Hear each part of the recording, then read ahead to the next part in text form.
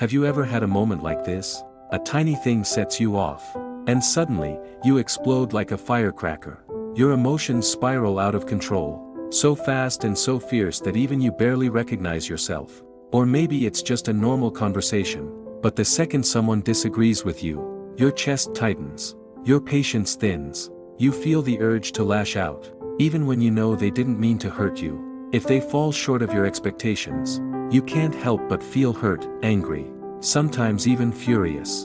And then, after the storm passes, you collapse like a deflated balloon, exhausted, drowning in guilt and regret. You hate yourself for it. You promise, next time, I'll control it. But when emotions hit like a tidal wave, you get swept away, again. Your brain floods with adrenaline. Your heart races.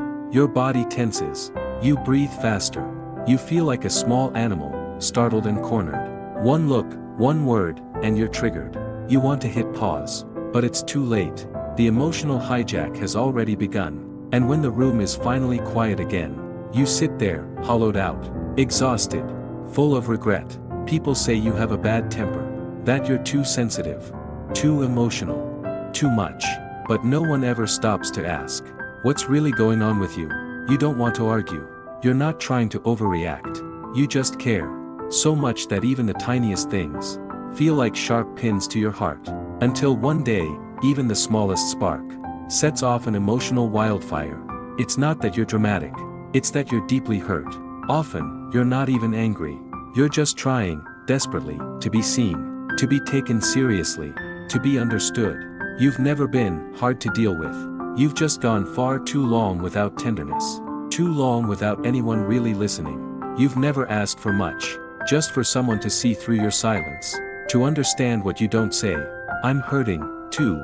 Psychologically speaking, people who struggle with emotional regulation often carry the wounds of a child who was never allowed to be vulnerable. Maybe, when you were young, breaking a cup meant getting yelled at or hit. You didn't learn how to be understood, only how to avoid punishment. You tried so hard to be the good kid that you grew into an adult who's impossibly hard on yourself. You became someone who suppresses, pleases, walks on eggshells. But emotions never disappear. They just find new ways to burst out. A small misunderstanding now feels like betrayal. An unanswered message leaves you sleepless.